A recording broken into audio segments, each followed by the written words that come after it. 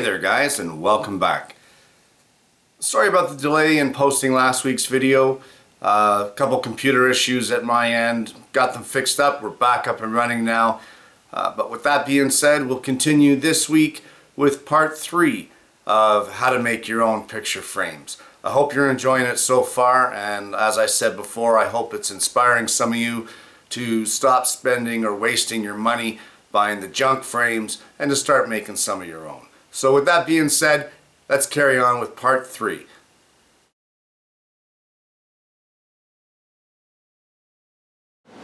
So the first thing that we want to do is get our frame slats that we have, and with our chalk here we want to mark what will be the inside of the picture frames. So that will be the, instead of the outside edge, what will become the inside edge of each slat. Now this particular board has a little bit of an imperfection in it, and I know that we have to run the rabbet along here to accept the glass and the item that we're framing. So I'm going to make this the inside of this board simply because I'm hoping to get rid of that when we do the rabbet. But you just want to put some arrows with your chalk pointing towards the inside. You pay attention to the grain, the way it's going. You don't want it to get too mismatched here. If you have sapwood like this one does, you don't want all sapwood being inside and outside, but it's really whatever is aesthetically pleasing to you. So once you've got all of them marked, then you can carry on with the next step. The reason for marking is because routing the wrong side with the wrong type of profile at this point would be disastrous. So it's just another reference point to make sure that your boards are facing the right way. So where I want to start with this now, I have a 1/4 inch roundover bit set in my router table, and I want to do a 1/4 inch roundover on the inside front edge of each frame piece. Just the inside. I don't want to route the outer profile just yet. That will come later on. If you don't have a router table, you can most certainly do this with a handheld router or a trim router. It works just as well. So at this point you just want to make sure that the outside of your frame is facing down and that your arrows that you just drew are facing in towards your fence, so that you are routing the inside profile.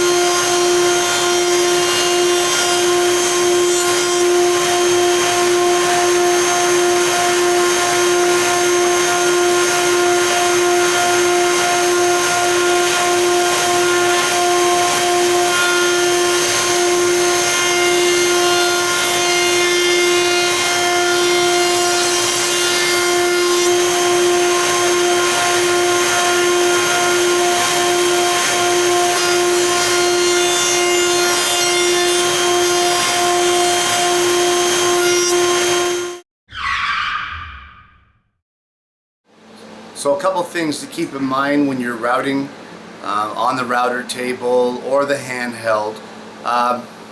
Hearing protection and protective eyewear. It's going to help you out. You've seen it in my videos before, and I'm stressing it again.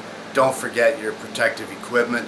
And as well, another thing you're going to notice here on this part of the video is the push pads, one of which we made in a previous instructional video, and the other which is a store-bought. But in no way, shape, or form are my hands anywhere near that router bit.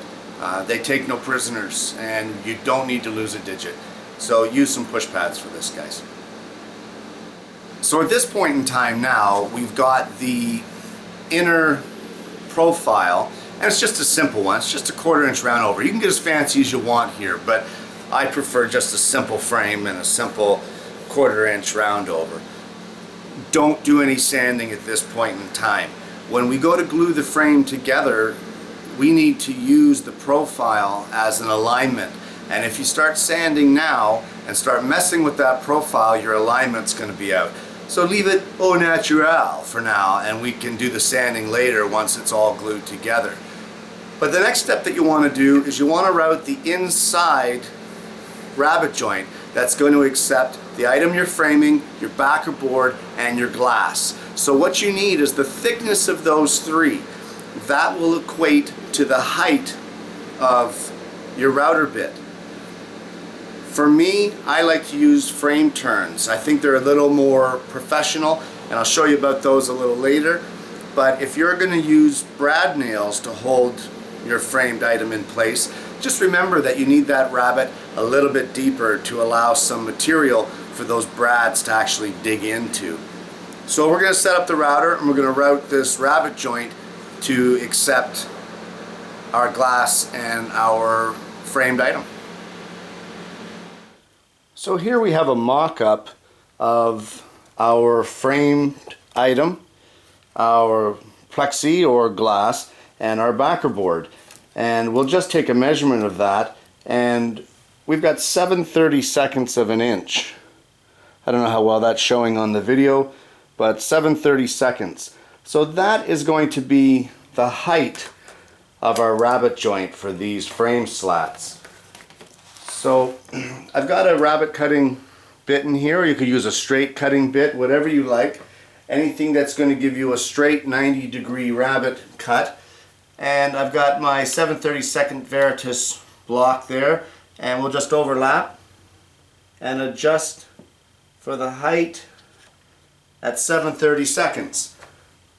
That there will now give us the depth for our rabbet cut.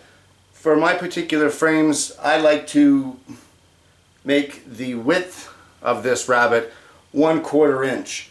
So I'll go ahead and I'll set the fence at 1/4 of an inch so that we've got that depth of a rabbet in our frame slats, and we'll carry on from there. So now we've got our bit set at 7/32 height and our fence set for 1/4 inch pass. So what you want to do is have your arrows pointing towards your fence and down, and we're going to go ahead and route those rabbets in the 3 frame slat pieces. On your first cut, just cut in 1/2 inch to 1 inch and double check your measurements. That way you know you're going to get the right rabbet for your frame at this point in time.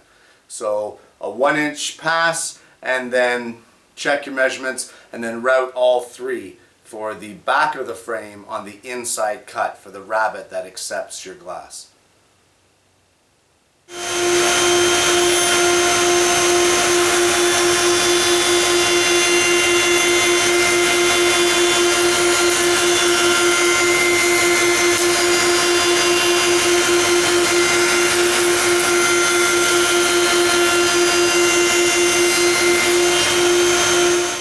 Okay, so you've got your inside 1/4 inch roundover done on your frames, and now you've got your rabbet joint routed that's going to accept your backer board, your glass, and your framed item. It should look like this. This is the way your profile should look if you went with those particular dimensions. Now we're going to break down the router table, we're going to head over to the table saw, and we're going to start mitering this up. So now it's going to start looking like a frame. Okay, now it's time to start mitering some of this stuff. I've got an Incra 3000, and I won't even get into how much I like this particular unit. But whether you're using one like this, or whether you're using your stock one that came with your saw with a backer plate on it for extra support, it doesn't matter. You can obtain the exact same results. The secret here, and I'm going to let you in on it, is checking and double checking. And I'm back to this. A quality square. I mean, it's as simple as that. So I've got a quality combination square, and I spoke about this earlier in the tutorial. So what we want to do is we want to cut one mitered corner, just cut it on a 45, and then we want to double check it and triple check it if we have to, using our combination square, or you know, a tried and true 45-degree square. And if it's not cutting it exactly 45 degrees, don't continue. Adjust it and then make another cut. Even if it's on scrap wood, if you don't want to use your slats, fine, use scrap wood. But then check it again. And then, is it 45? No. Readjust it. Cut again. Check it again. If you've got to do it 100 times, then do it 100 times. Because at the end of it all, I promise you, when you look at that frame on the wall and those miters are perfect and there's not a single gap and everything lines up, and people look at that and say, wow, that is nice. That 100 adjustments on this thing just to get it just right is well worth your time. So that's the secret to good, tight, clean miters, is proper adjustment of your equipment and double checking it to make sure that it's right and taking the time to make sure it's right. So let's make a miter cut and check to make sure that my stuff is set up right.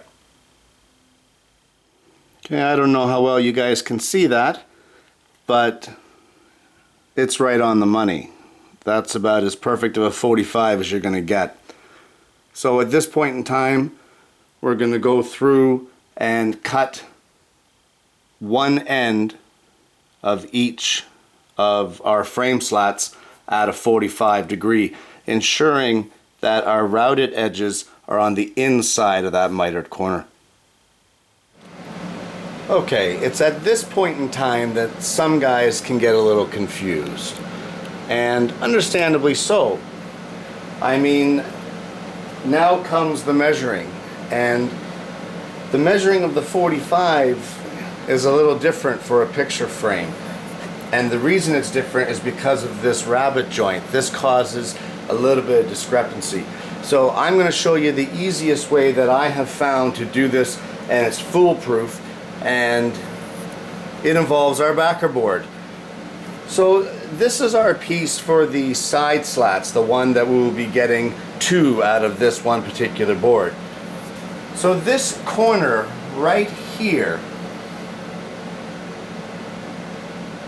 is where our backer board is going to end. So what you want to do is you want to place your backer board in there, giving about 1/16 of an inch leeway here, and then just draw a little tick mark right here at the opposite end of the board. Now what's that going to do, you're thinking? Well, what that is that is where this 45 is going to pass through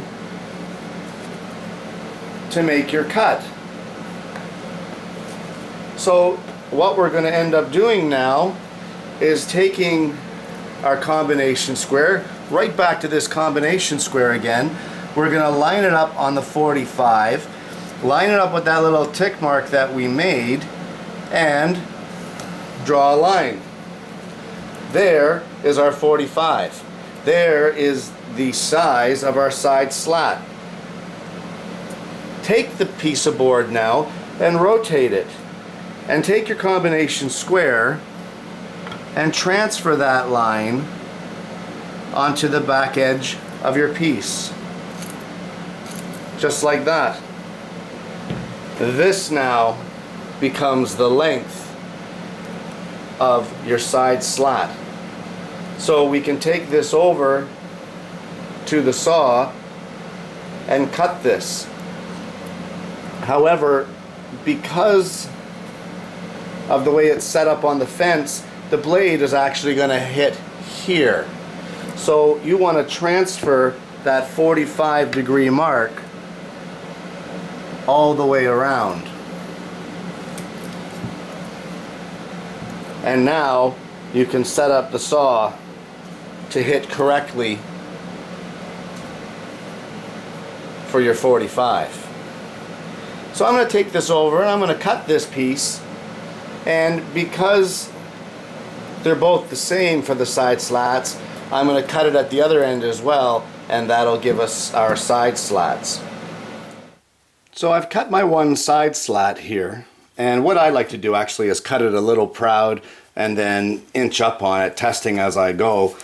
But we'll just test fit it here. So you line up the corner of your backer board with the sharp corner inside the rabbet, and you should have about a 1/16 of an inch of play on the opposite end. So we're good here with this side slat. And of course, because we already cut the one end on our slat, our miter gauge is already set to go with the stop block in place, so I can just run the next one and be confident and know that it's the same size as this one here. So I'm going to go cut that one, and then we're going to cut the long slats. Okay, we have our two shorter slats cut for our frame, and they look great. We're going to move on to the longer slats now, and I'm just going to do it quickly to show you again with a little less explanation.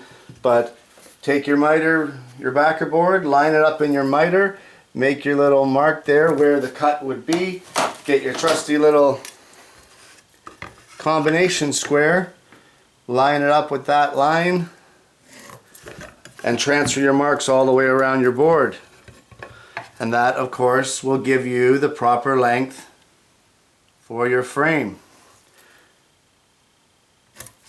You know, the other thing here, by doing this, you're eliminating the human error aspect of transferring measurements from a tape measure or a ruler or whatever. I mean, we make mistakes. And as fast as that, you've got it set up. Take it over to your miter gauge now, set your stop block, and away you go. You'll cut those two pieces. So I'm going to go cut those two, and I'll be right back. Okay, so we've got all of our pieces cut, and we're going to move on to the next step, definitely. But before I do, I want to give you guys a little tip. Remember that section of the slats, and I only put the inlay into the middle, and there was that few inches at either end that had nothing in it whatsoever? So you're sitting around in your living room, and there's a knock on your door, and your Aunt May, who you haven't seen in like 400 years, shows up at your door with that one long hair growing out of her mole. She wants to say hello to you. And, oh, I love the frame on your wall. Could you make your old Aunt May one? so what are you going to say? Anyway, what do? Take the thing off your wall and take measurements? No. That scrap piece on the end. Cut yourself a 2 or 3 inch piece of this thing. Label it on the back as to what frame it was, and you've got yourself a setup block. Instantly sets up where your router bit goes. You'll be able to instantly set up the bit for your dado, your rabbet cut. You'll instantly be able to set up your table saw blade against your fence for the dados needed for your inlays. This is your frame setup block. I have probably about 20 of them in my shop, and whenever somebody wants a duplicate of one of the frames, if I am so inclined to make Aunt May one setup block and hang on to this thing. They're great.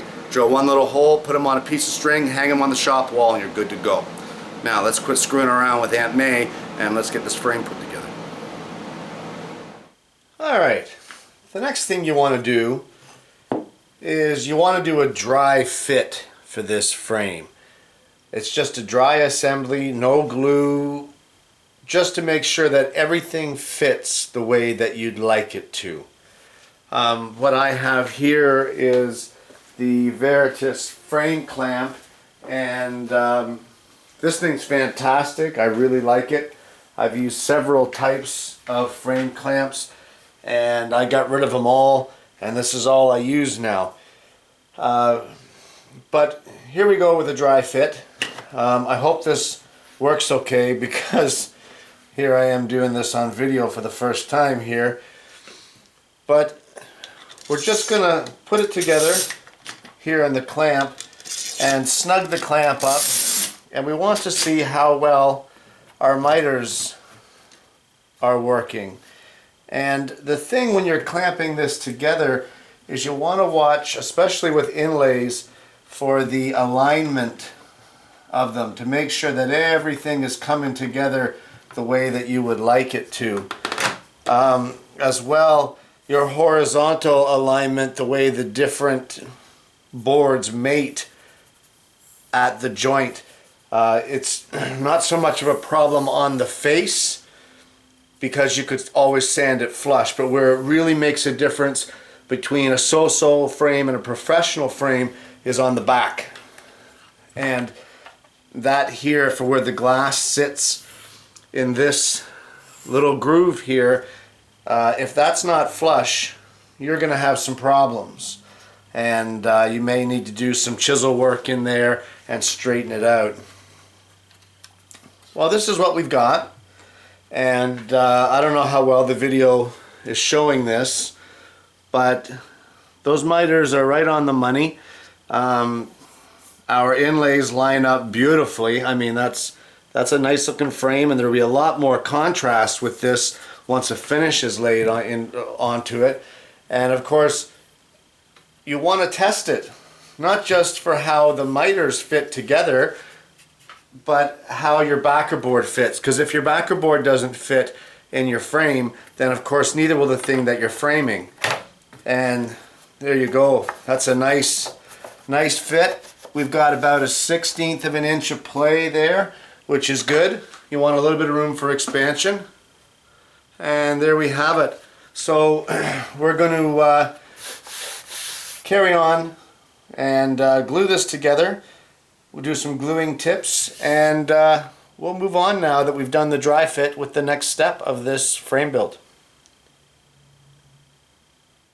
Okay, so it's time to glue this frame together. We've done the dry fit, everything looks good, everything is prepped.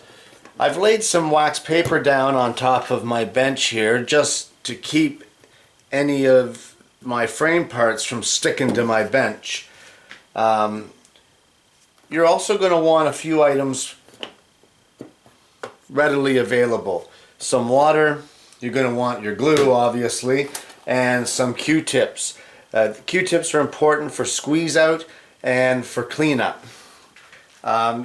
You may also wish to have a rag on hand just in case your squeeze out is more than what you thought it was going to be.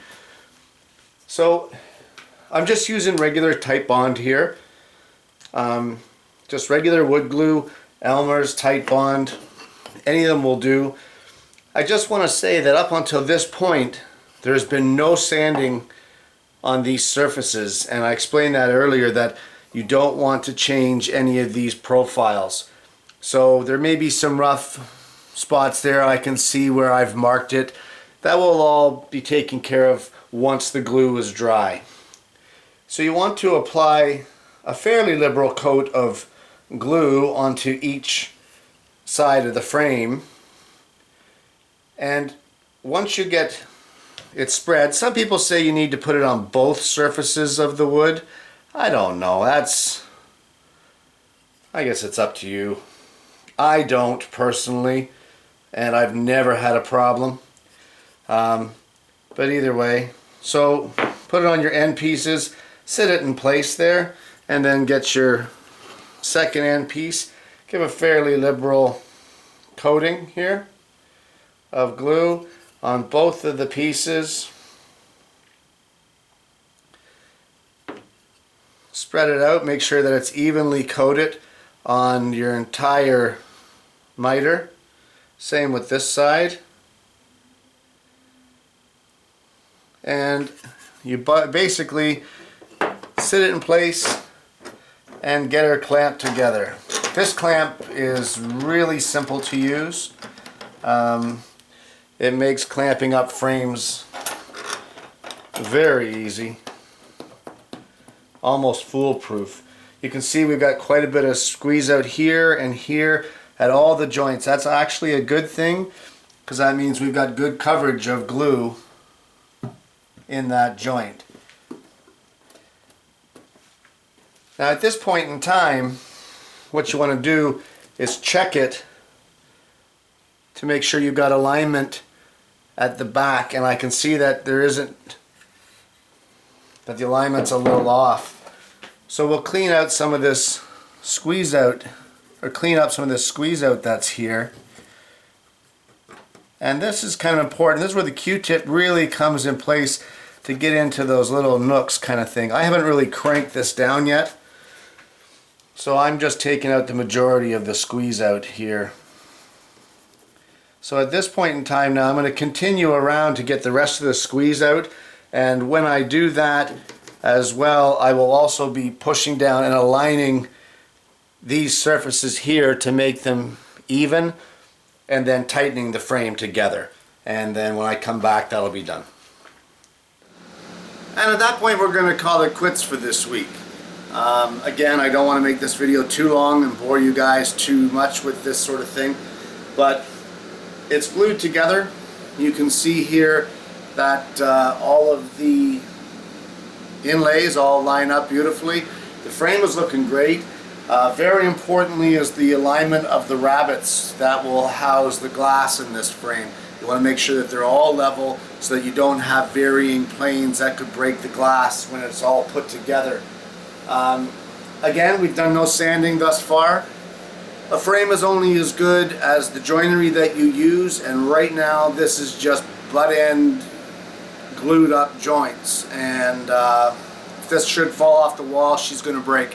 So getting into next week's video, we're going to start putting the splines in to the corners that will strengthen those joints, and by using contrasting wood, much like the inlays, it's going to give it a really nice look on the corners.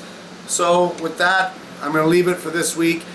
Guys, thank you for watching. I really do appreciate it, and we're going to see you next week for what hopefully will be the conclusion of the frame tutorial. Thanks for watching.